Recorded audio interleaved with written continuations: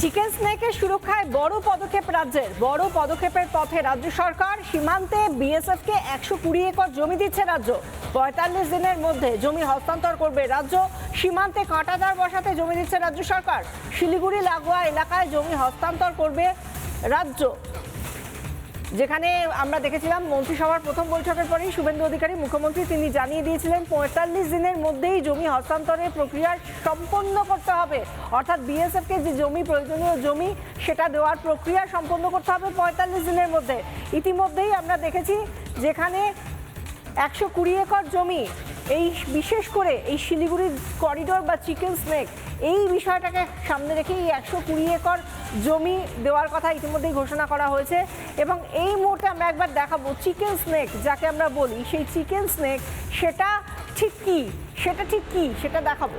Chicken snake যাকে এই অংশটাকে আমরা বলি, সিকিম থেকে যেখানে পশ্চিমবঙ্গের এই অংশটা আমরা দেখাচ্ছি, এই অংশটা একদম এই গোল করে একদম ডান দিকে দেখতেই পাচ্ছেন, আমরা দৈর্ঘ্যটাও লিখে রেখেছি 170 কিলোমিটার দীর্ঘ।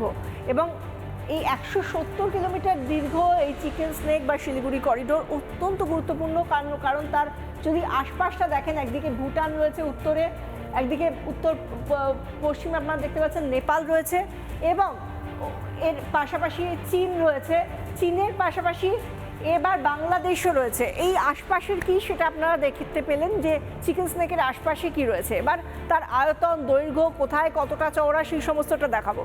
এবং সেই জায়গা থেকে দেখতেই পাচ্ছেন যে কিভাবে 60 কিলোমিটার চওড়া এই চিকেন স্নেক। যদি চওড়াটা দেখেন তাহলে মাত্র 60 কিলোমিটার। এর মধ্যেও একটা বিষয় রয়েছে, সবচেয়ে সরু যে অংশটা সেটা হলো 20 কিলোমিটার। সব থেকে সরু এই অংশটা 20 কিলোমিটার।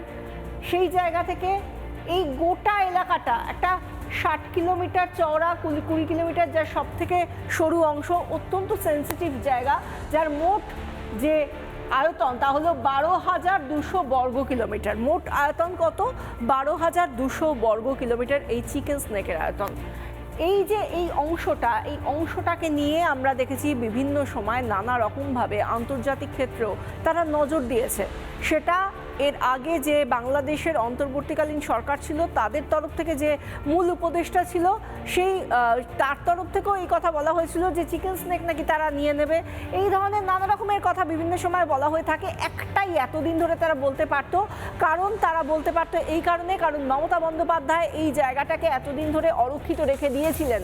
তার মন্ত্রিসভার সদস্যরা বা তার প্রশাসন কোনো রকমভাবে চেষ্টা করেনি যে এই জায়গাগুলোকে কাঁটাতার দিয়ে ঘিরে দেওয়া হোক, যাতে আমাদের দেশের অভ্যন্তরীণ সুরক্ষা সুনিশ্চিত করা যায়। তা নিয়ে কোনো মাথা ব্যথা ছিল না মমতা বন্দ্যোপাধ্যায় এবং তার সরকারের।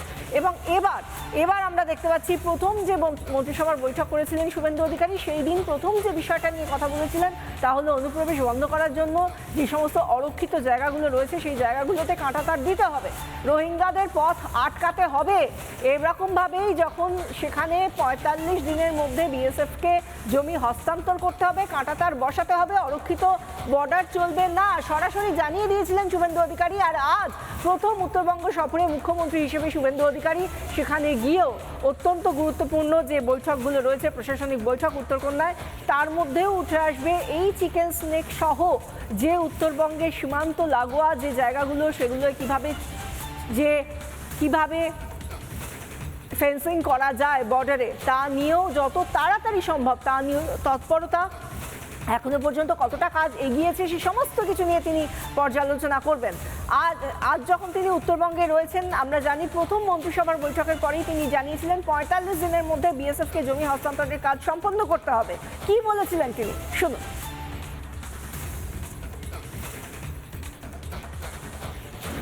আমাদের দেশের সুরক্ষার প্রশ্ন, পশ্চিমবঙ্গের সুরক্ষার প্রশ্ন, এবং যেভাবে জনবিন্যাস বদলে গেছে, আজকে আমরা প্রথম দিনই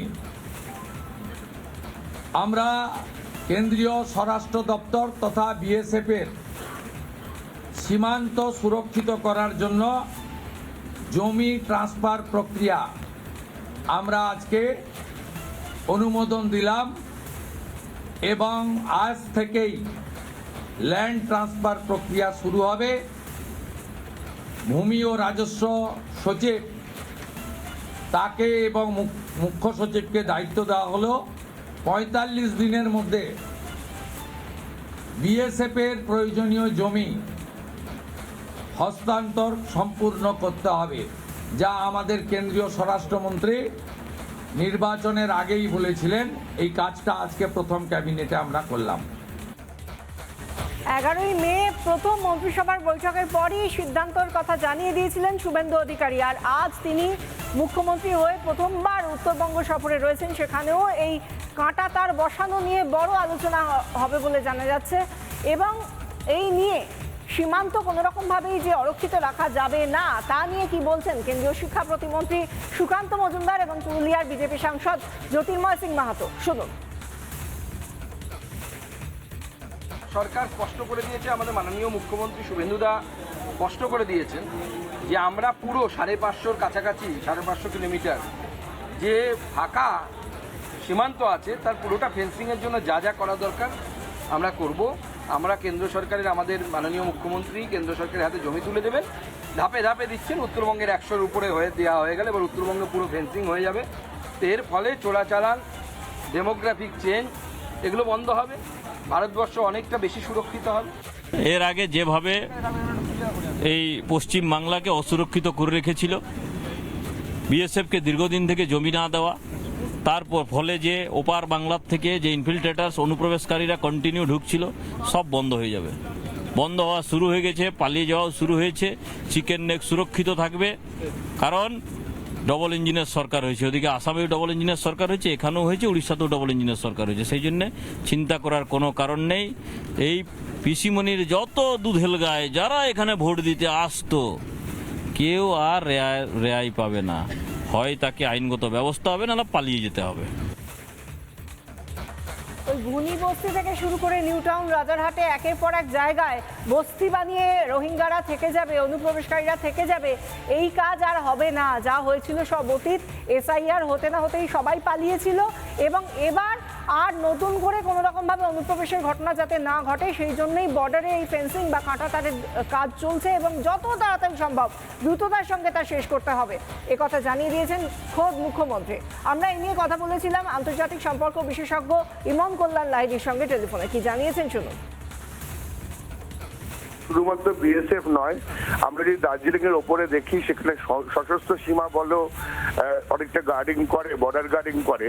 সে জমি দীর্ঘদিন ধরে রাজ্য সরকার দিচ্ছিল না, মানে বিগত রাজ্য সরকার, এবং যার ফলে যে ট্রেসপাসিং বা অবৈধ যে কার্যকলাপ সেটা কিন্তু চলছিলই। শুধুমাত্র যে পাচার, বিভিন্ন রকমের পাচার, করে সিরাপ থেকে শুরু করে ড্রাগস ইত্যাদি, নারী শিশু সমস্ত কিছু পাচার, নেপাল বর্ডার, বাংলাদেশ বর্ডার, এটা হতেই থাকবে। আজকে এই যে পদক্ষেপ, এটা অন্তত বিএসএফ কে শক্তিশালী করবে।